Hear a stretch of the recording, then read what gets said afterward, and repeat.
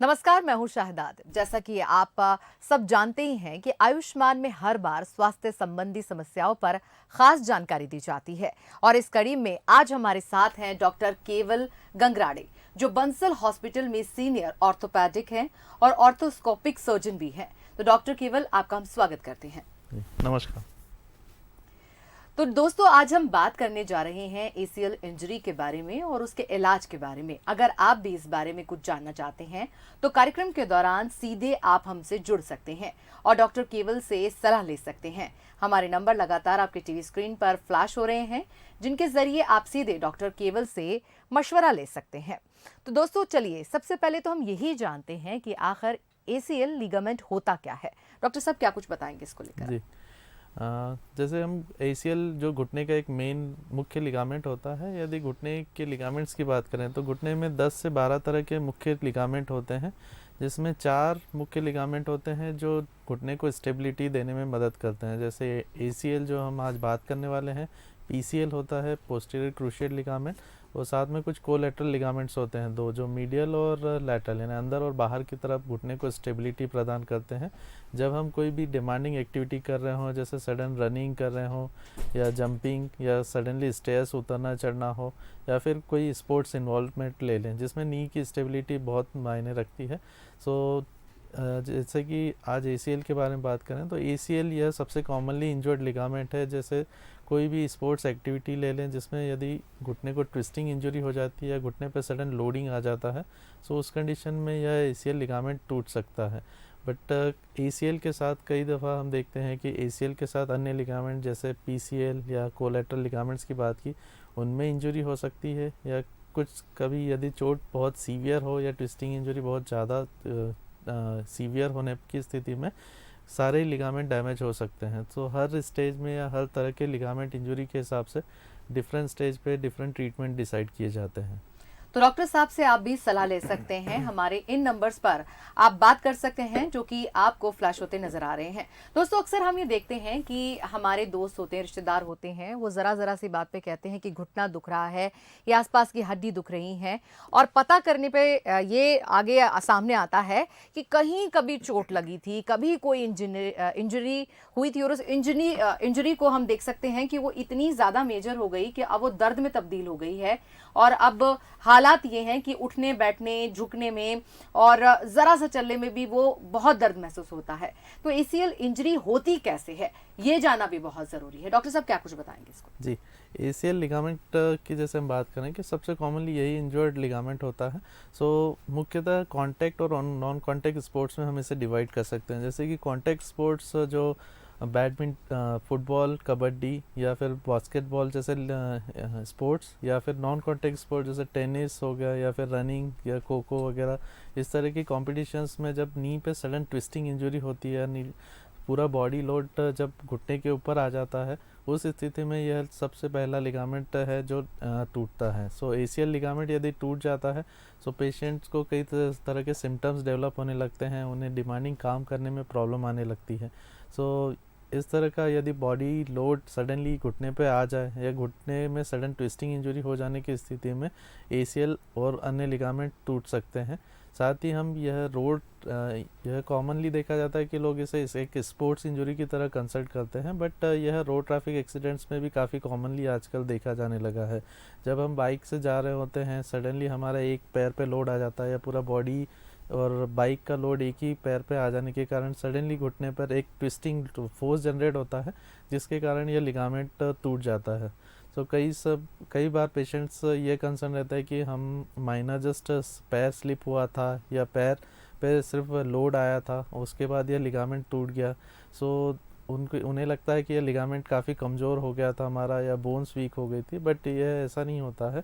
Sometime होता है कि बॉडी वेट या फिर मैकेनिज़्म किस तरह से पैर पे ट्विस्टिंग इंजरी या ट्विस्टिंग लोड जनरेट हो रहा है, यह इंजरी करने में काफ़ी मायने रखता है। सो कई दफ़ा बिना कोई रीज़न के या सिंपल स्लिप या सिंपल ट्विस्ट के बाद भी यह लिगामेंट टूट सकते हैं। सो यदि पेशेंट्स को इस तरह के लिगामेंट की इंजरी हो या उससे रिलेटेड कोई सिम्टम्स हो, तो उन्हें प्रॉपर डॉक्टर से सलाह लेनी चाहिए और प्रॉपर उपचार करवाना चाहिए, ताकि फ्यूचर में यह इससे होने वाले कॉम्प्लिकेशन से बच सके। डॉक्टर साहब, अक्सर हम देखते हैं कि हमें जब इंजरी हो जाती है तो हमें उस वक्त पता नहीं चलता है और धीरे धीरे उसके कोई लक्षण भी सामने आते होंगे। तो ऐसे में आप क्या बताना चाहेंगे, अगर लक्षणों के तौर पर कोई सिम्टम हमें महसूस हम करना चाहें या हमें पता लगाना हो तो क्या रहेंगे लक्षण इस इंजरी के? जी, जैसे कि हमने बात की, एसीएल किसी भी स्टेज में टूट सकता है, किसी भी फोर्स के द्वारा इसमें चोट लग सकती है। सो यदि एक्यूट स्टेज की बात करें, जब इमीडिएटली चोट लगती है या पैर घुटने में सडन जब चोट लगती है तो इमीडिएटली घुटने में काफ़ी ज़्यादा सूजन आ जाएगी, घुटने में पेन भी काफ़ी करने लगता है। सो पेन व स्वेलिंग के साथ पेशेंट को चलने में भी डिफ़िकल्टी आने लगती है, वो रूटीन उनकी लाइफस्टाइल अफेक्ट होने लगती है। बट ये देखा जाता है कि यूजुअली 15 से 20 दिन के समय में, यानी 2 से 3 हफ्ते के समय में ये दर्द सूजन सब चला जाता है। जब धीरे धीरे ये सब दर्द सेटल हो जाता है, फिर पेशेंट को मेनली जो एक कंप्लेंट बचती है, एसीएल लिगामेंट जब काम नहीं कर रहा होता है तो एक इंस्टेबिलिटी वाली फीलिंग आने लगती है, जैसे कि उनका घुटना सडनली स्लिप हो जाएगा, या कोई डिमांडिंग एक्टिविटी करने जाते हैं जैसे कि सडनली स्टेयर्स उतरना हो, रनिंग करना हो, या सडनली बस कैच करना हो, या फिर कोई रनिंग जंपिंग एक्टिविटी, या फिर कोई सिंपल स्पोर्ट्स का इन्वॉल्वमेंट हो। सो उस कंडीशन में उन्हें एक नी में डिफरेंस फील होने लगता है कि जो नॉर्मल नी है जिसमें जो कॉन्फिडेंस है कंपेयर टू नॉर्मल नी, एक जो चोटिल घुटना है उसमें एक कॉन्फिडेंस कम हो जाता है, जिसके कारण वो उनकी लाइफस्टाइल अफेक्ट होने लगती है। वह रूटीन लाइफ में जो भी एक्टिविटी करना चाहते हैं बट घुटने की चोट के कारण फिर वो अवॉइड करने लगते हैं। और यूजुअली देखा जाता है कि यदि पेशेंट्स इस तरह की चोट को निगलेक्ट करते रहते हैं सो ऑल द टाइम एक आर्थराइटिस की समस्या भी डेवलप होने लगती है। सो उस कंडीशन में फिर पेशेंट्स को सेकेंडरी पेन जनरेट होने लगता है, घुटने बैठने में तकलीफ होने लगती है। तो इसलिए इस तरह की चोट को हमें निगलेक्ट नहीं करना चाहिए, इसका प्रॉपर इलाज ज़रूरी है। तो हमारे साथ कॉलर जुड़ने शुरू हो गए हैं। हमें सबसे पहले कॉल किया है भोपाल से मंजुला ने, उनसे हम बात करते हैं। मंजुला जी, आप सवाल पूछिए डॉक्टर साहब से। हाँ जी डॉक्टर साहब, नमस्कार। नमस्कार मैम। डॉक्टर साहब, मेरी क्वेरी ये थी कि 6 साल पहले मुझे नी रिप्लेसमेंट बता दिया गया था जी, लेफ्ट नी में जी, उसके बाद मुझे ये नहीं मालूम था कि मुझे आर्थराइटिस है। जी, तो आर्थराइटिस डायग्नोस हुआ, मैंने आर्थराइटिस का ट्रीटमेंट भी लिया और एक्सरसाइज से प्रॉपरली ध्यान दिया जी, तो इस टाइम करीब 6 साल के बाद अभी मुझे इस पूरी सर्दी में बिल्कुल नी पेन भी नहीं हुआ जी, और कोई पेन किलर नहीं खाई। तो मैं सर ये पूछना चाह रही थी कि नी रिप्लेसमेंट एडवाइस करने के बाद हम किस तरीके से, क्या नी में वापस से ठीक हो सकता है, उस स्थिति को हम वापस से रिक्यूप कर सकते हैं? जी, अच्छा सवाल है जी। जी। आप सर्जरी के बाद पूछना चाह रहे हैं रिकवरी, या बिना सर्जरी के रिकवरी कैसा रहेगा? मैंने नहीं करवाई सर, जी, सर्जरी बिना मैंने सर्जरी करवाई ही नहीं। जी, जी, केवल बिना सर्जरी के, जी, केवल मैंने थोड़ा, मैं योगा से जुड़ी हुई हूँ एक्सरसाइजेस, असल में, जी, मैं योगा हाँ जी, पीएचडी हूँ। जी, तो अचानक घुटने में दर्द होने लगा तो मैंने डॉक्टर को दिखाया था, जी, डॉक्टर का नाम मैं स्पेसिफाई नहीं करूंगी, भोपाल के ही थे। जी, जी, नी रिप्लेसमेंट बता दिया था 6 जी, साल पहले। जी, जी, जी, और चूंकि मैंने आर्थराइटिस पे थीसिस भी बनाई थी तो मैंने उसको अपने आप क्योर करा। ओके, केवल ये ध्यान रखा कि नीचे नहीं बैठेंगे, और जो कि आफ्टर सर्जरी भी ये सब होता है। तो सर मेरी क्वेरी ये है, सिर्फ being allopathy doctor you ji, can suggest कि क्या घुटने की जो ऑपरेशन की स्थिति है हम उसे वापस से ला सकते हैं, ठीक कर सकते हैं जी। सी जो घुटने का आर्थराइटिस, विदाउट ऑपरेशन सर? जी, जी। सी ऑपरेशन जब सजेस्ट तब किया जाता है जब पेशेंट के सिम्टम्स काफ़ी सीवियर हों, या फिर घुटने में जो एक्सरे या रेडियोग्राफाइज एक्सरे काफ़ी आर्थराइटिस काफ़ी एडवांस स्टेज में चला गया हो। सो यूजुअली जब पेशेंट्स के सिम्टम्स और इन्वेस्टिगेशंस कोरिलेट करते हैं उस स्टेज में फिर रिप्लेसमेंट सजेस्ट किया जाता है। बट जैसे कि आप कह रहे हैं कि आपने सर्जरी न करवाते हुए आपने बाकी ट्रीटमेंट मॉडलिटीज़ को चूज़ किया, सो यदि आप उससे रिस्पॉन्ड कर रहे हैं तो इट इज़ बेटर आप सेम चीज़ें चलने दें। जब जिस कंडीशन में आपको तकलीफ़ बढ़ने लगे, या मे बी 2 साल 3 साल, जब भी आपका तकलीफ़ फिर से बढ़ने लगेगा उस समय फिर से ये इन्वेस्टिगेशंस की जाएगी। और यदि आर्थराइटिस एडवांस स्टेज में रहता है और आपके सिम्टम्स भी बढ़ जाते हैं जो कि ये एक्सरसाइज या दवाइयों को रिस्पॉन्ड नहीं कर रहे हैं, उस स्टेज में फिर उसमें रिप्लेसमेंट की जांच सर्जरी लगेगी।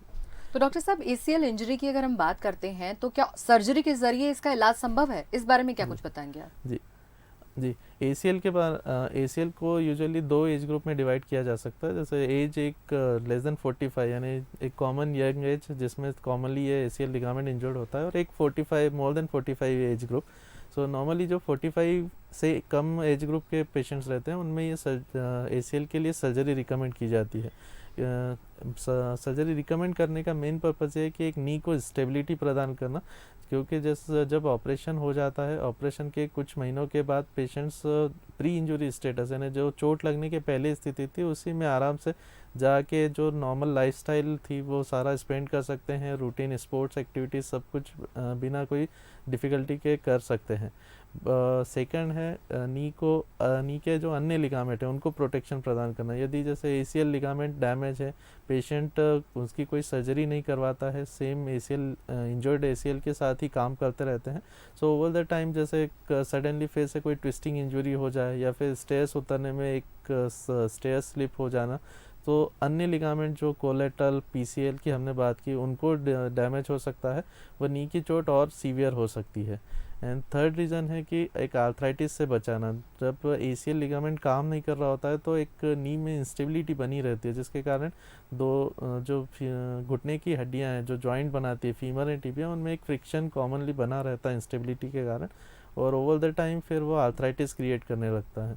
सो हम नॉर्मली देखते हैं कि यदि कोई पेशेंट इस तरह के लिगामेंट इंजरी को इग्नोर करते हैं, से 5 साल 10 साल के टाइम में जो नॉर्मल नी है उसके कंपेयर में जो चोटिल घुटना रहता है उसमें डैमेज काफ़ी ज़्यादा हो चुका होता है, और आर्थराइटिस के कारण पेशेंट को सेकेंडरी पेन और डिफ़िकल्टीज आने लगती है।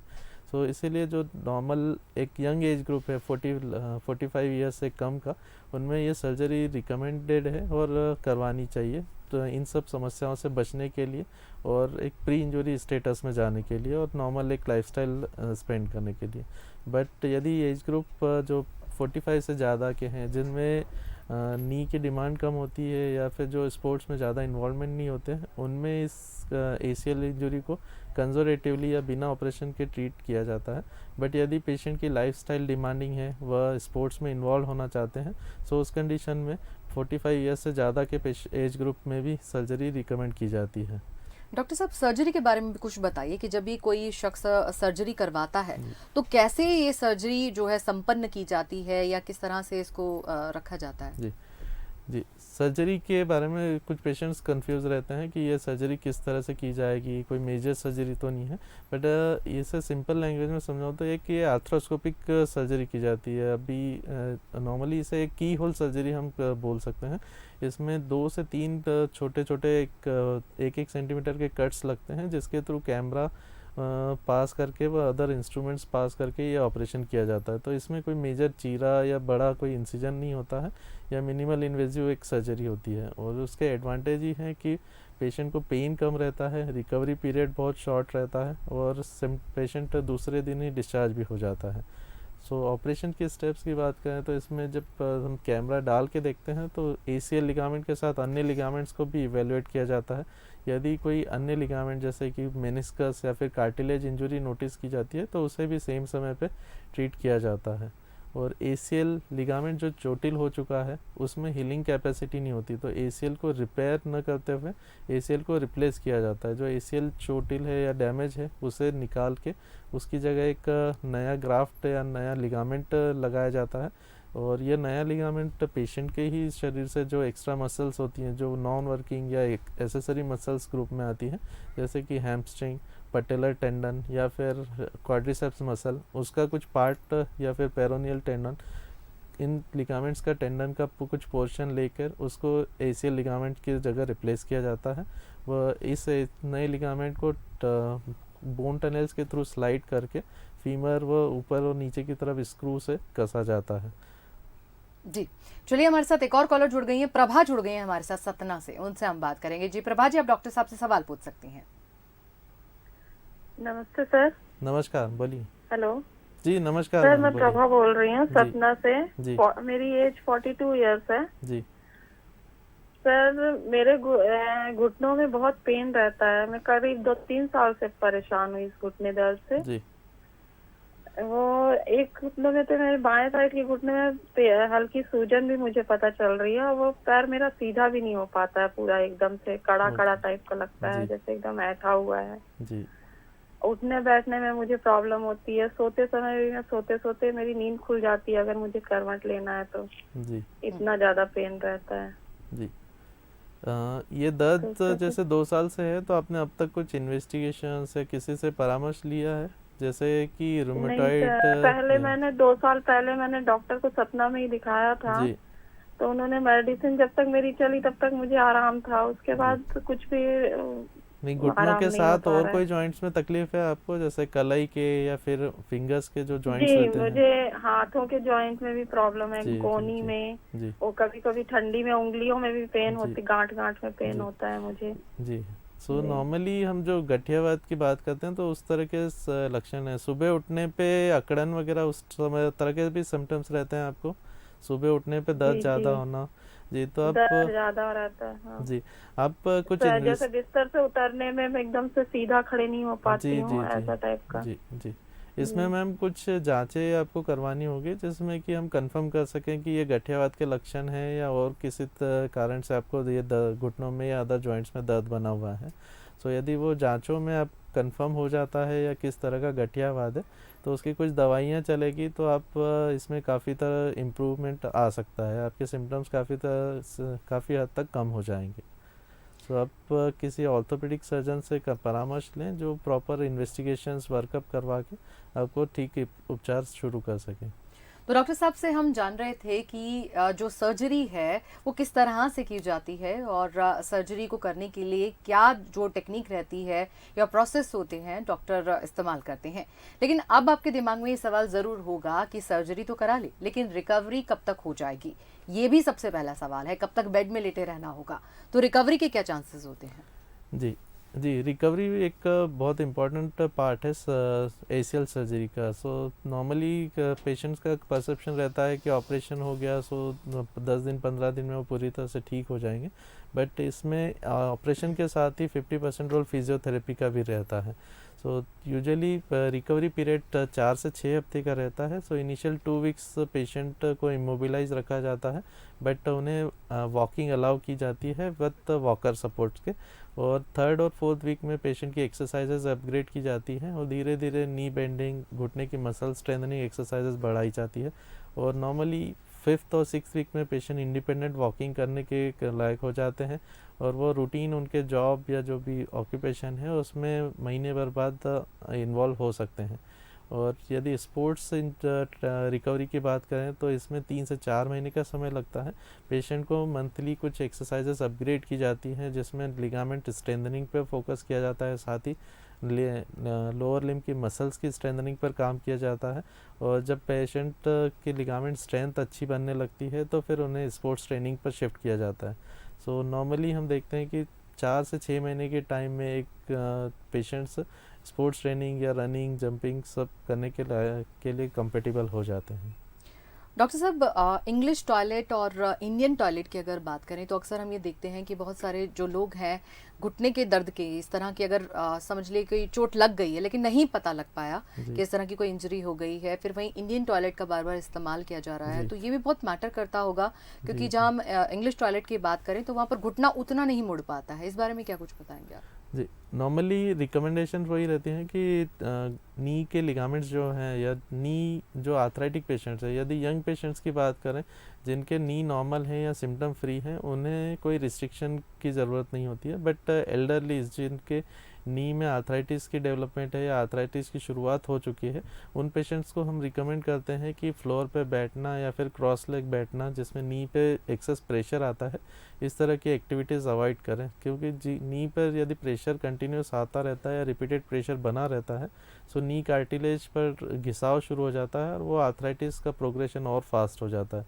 सो यदि आर्थराइटिस के सिम्टम्स या आर्थराइटिस के जो भी प्रॉब्लम्स हैं उनसे बचना चाहते हैं तो एल्डरलीज को यूजुअली इन सब चीज़ों को अवॉइड करना चाहिए, बट यंग पेशेंट्स में एज सच रिस्ट्रिक्शन की कोई ज़रूरत नहीं है। और अगर खान पान की बात करें डॉक्टर साहब, तो किस तरह की ऐसी चीज़ें रहेंगी जिनको हमें अवॉइड करना चाहिए, और क्या ऐसी चीज़ें हैं जिनको खाकर हम अपने मसल्स को ठीक रख सकते हैं? जी, मसल स्ट्रेंथ के लिए बात करें तो उसमें प्रोटीन का इंक्लूड करना बहुत ज़रूरी है। साथ में ही कुछ स्ट्रेचिंग एक्सरसाइजेज भी बहुत ज़रूरी है, जिससे कि हम मसल स्ट्रेंथ अच्छे बनाए रखें, ताकि लिगामेंट इंजरी या इस तरह की माइनर इंजरीज से बचा जा सके। सो यदि पेशेंट्स कॉमनली हम देखते हैं कि जब पर्सन कोई स्पोर्ट्स में काफ़ी समय तक इन्वॉल्व नहीं रहते हैं, बट सडनली वो कुछ स्पोर्ट्स में जैसे क्रिकेट फुटबॉल खेलना शुरू करते हैं।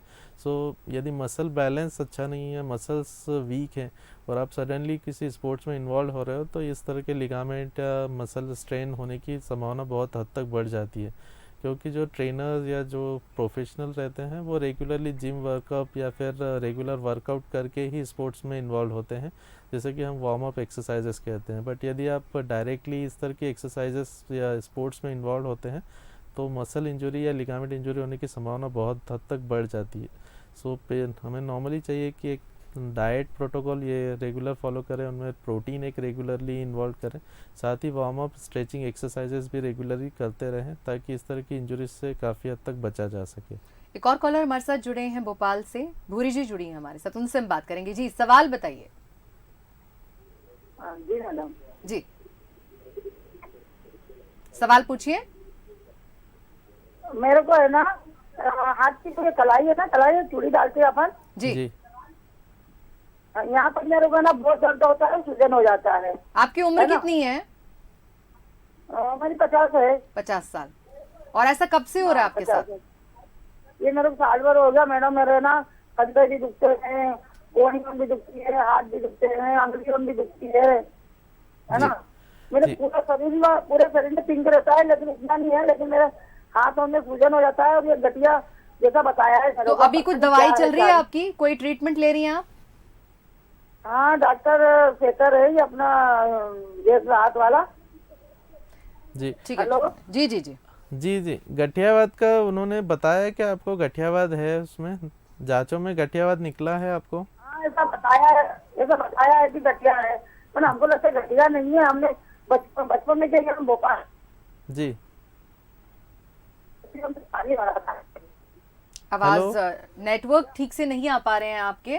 खैर सवाल तो आपके स्पष्ट हो ही गया। जी जी जी आई थिंक वो गठियावाद से कंसर्न है, बट उन्हें तो थोड़ा सा काउंसलिंग की ज़रूरत है। यदि गठियावाद पॉजिटिव आता है, तो उस कंडीशन में उसकी जो ट्रीटमेंट है वह रेगुलरली लेनी होती है, उन्हें स्किप नहीं करना होता है। नॉर्मली जैसे हम ब्लड प्रेशर या शुगर की मेडिसिन रखते हैं, उसी तरह से गठियावाद की दवाइयाँ भी एक लॉन्ग टर्म तक चलती रहती हैं, जब तक कि पेशेंट्स सिम्टम फ्री नहीं हो जाता है।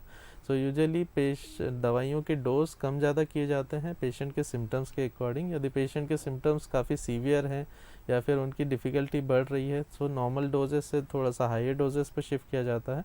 बट ओवर द टाइम यदि पेशेंट के सिम्टम्स कम हो गए हैं, पेशेंट्स को रिकवरी या इम्प्रूवमेंट लगने लगा है, तो वही दवाइयों के डोज कम किए जाते हैं। तो पेशेंट को इसमें गठियावाद होने की कंडीशन में डॉक्टर से रेगुलर फॉलोअप में रहना होता है, और वो दवाइयाँ जो भी ले रहे हैं प्लस कुछ लीवर किडनी की जांचें होती हैं, उन्हें भी समय समय पर करवाना होता है, ताकि इस तरह की गठियावाद से बचा जा सके या गठियावाद रिलेटेड जो कॉम्प्लिकेशंस हैं उन्हें काफ़ी हद तक टाला जा सके। तो कॉम्प्लिकेशन की अगर हम बात करें, जैसा कि आप जिक्र कर रहे हैं, तो किस तरह के कॉम्प्लिकेशन फेस करता है एक पेशेंट? जी नॉर्मली जब हम सर्जरी की बात करते हैं, तो पेशेंट का सेकंड कंसर्न यही रहता है कि इसमें कॉम्प्लिकेशन या रिस्क इन्वॉल्व क्या क्या है। सो एनेस्थेशिया पॉइंट ऑफ व्यू यदि बात करें, तो नॉर्मली इससे यंग पेशेंट्स ही होते हैं, इनमें कोई मेडिकल इलनेस नहीं होती है। सो एनेस्थेशिया रिस्क बहुत कम हो जाता है। और यदि सर्जरी रिलेटेड बात करें, तो हर सर्जरी में कुछ ना कुछ कॉम्प्लिकेशंस होते हैं, बट ये सारे कंडीशंस जो भी हैं या कॉम्प्लिकेशंस है ट्रीटेबल हैं। सो मुख्यतः 3 से 4 कॉम्प्लिकेशंस जो ACL सर्जरी में हो सकते हैं। एक पहला है इन्फेक्शन, जो कि हर माइनर सर्जरी में भी हम इन्फेक्शन की संभावना देखते हैं। साथ ही सेकंड ऑप्शन जो है, यदि इन्फेक्शन होता है तो उसे जल्दी डिटेक्ट करके उसे पूरी तरह से ट्रीट किया जा सकता है। सेकंड है इम्प्लांट या फिर ग्राफ्ट फेलर, जो लिगामेंट हम यूज़ करते हैं एज अ ग्राफ्ट, या सम टाइम होता है कि वो ग्राफ्ट ठीक से एक्सेप्ट नहीं होता है या बोन के साथ हीलिंग नहीं होता है। उस कंडीशन में ग्राफ्ट लूज़ हो सकता है या ब्रेक हो सकता है। सो उस कंडीशन में ग्राफ्ट फेलवर होने की स्थिति में भी रिवीजन सर्जरीज की जाती है, जिससे कि नया लिगामेंट बॉडी का यूज़ करके नए लिगामेंट को रिकंस्ट्रक्ट किया जा सकता है। इसके अलावा नी स्टिफनेस और आर्थराइटिस जैसी कॉम्प्लिकेशन हो सकती है। नी स्टिफनेस का मुख्य कारण है कि ठीक से फिजियोथेरेपी प्रोटोकॉल फॉलो न करना। समटाइम होता है कि पेशेंट यूजुअली 2 हफ्ते 3 हफ्ते तक फॉलो करते हैं और उसके बाद वो एक्सरसाइजेस खुद ही कंटिन्यू करते हैं, बट यदि रेगुलर फॉलोअप में नहीं रहें या फिर रेगुलर टच में नहीं रखें तो उस स्थिति में मसल्स कमज़ोर हो जाती है, नी में स्टिफनेस आ सकता है और रिकवरी फिर काफ़ी प्रोलॉन्ग हो जाती है।